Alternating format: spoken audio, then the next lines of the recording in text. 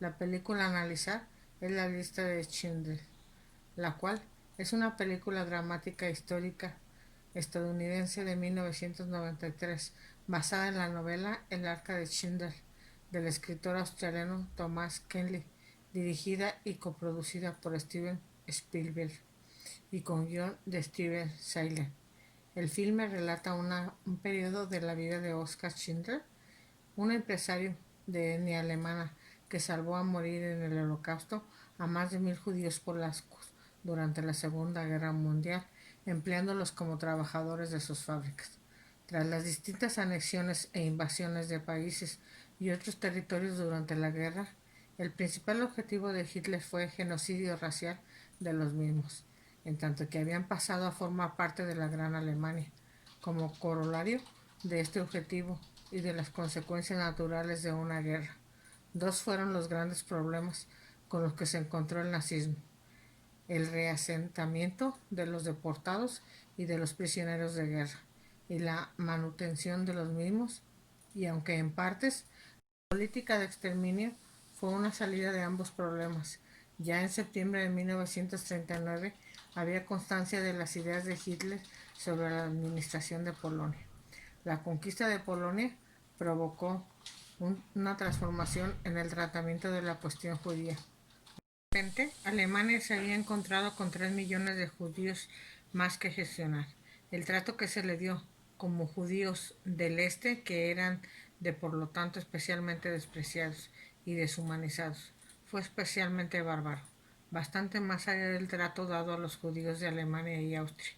En parte, ello fue debido a la mayor libertad, dado que daban lejos las opiniones públicas alemanas y restricciones legales correspondientes que se dio al partido y a la policía para tomar iniciativas individuales autónomas. La invasión de Yugoslavia y Grecia en abril de 1941 terminó por ser también un desastre para los miles de judíos que allí vivían. El Holocausto termina el 8 de mayo de 1945. Posteriormente, las Naciones Unidas comenzaron a existir el 24 de octubre del mismo año por las declaraciones de las Naciones Unidas, y el término como tal se empleó por primera vez el 1 de enero de 1942 por el presidente Roosevelt en plena guerra mundial, como salida a todos los hechos que se estaban viviendo en ese entonces, en busca de otorgar los derechos a la población y aunando a otros países decretar las declaraciones universal de los derechos humanos, dando fin así a los genocidios más grandes del siglo XX y un nuevo comienzo para las personas al gozar de los derechos que los hacían vivir de una forma digna y con la seguridad de que serían respetados, más que nada por su forma de pensar, religión e independientemente de su origen.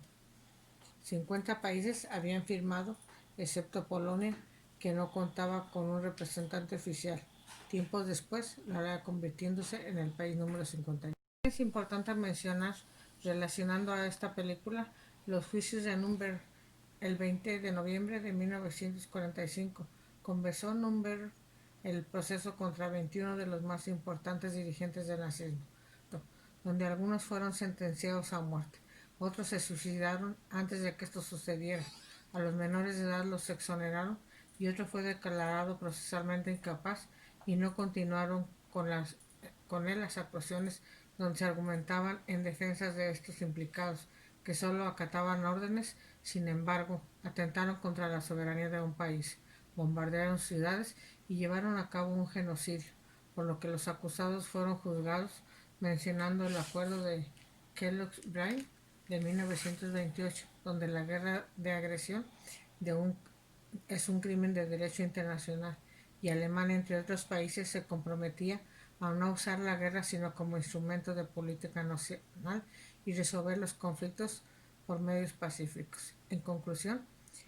en esta película se ve un claro ejemplo de cómo se transgredió en contra de la soberanía de un país, atentando contra sus leyes, invadiendo su territorio y su gente. En este caso, como se violentó a la comunidad judía instalada en Polonia y por parte del ejército nazi comandado por Adolfo Hitler, de origen alemán. Por mencionar un ejemplo, en cuanto sobre la importancia de los derechos internacionales, Primero se refiere como soberanía al ejercicio de la autoridad en cierto territorio. En esta autoridad recae el pueblo, aunque la gente no realiza un ejercicio directo de la misma, sino que delega dicho poder en sus representantes. La soberanía significa independencia, es decir, un poder de competencia total. Este principio señala que la Constitución es el fundamento o la base principal del ordenamiento jurídico, por lo que no puede existir norma que esté por encima de esta. Lo que se puede contextualizar en la relación del derecho mexicano con el derecho internacional, la definición sobre la posición en la que se ubican los tratados internacionales en nuestro orden jurídico ha partido tradicionalmente del análisis del artículo 133 de la Constitución Política de los Estados Unidos Mexicanos. Esta disposición reconoce a los tratados internacionales como parte integrante del derecho nacional, estableciendo que junto con las leyes federales son la ley suprema de la Unión, por lo que se puede resumir que cuando se vulnera o viola la soberanía de un país, en este caso México, se atenta contra su libertad, independencia, atenta además contra la constitución política y a su vez con los tratados internacionales que se tienen con otros países y sobre derechos internacionales de término territorial, nacional y aguas marítimas.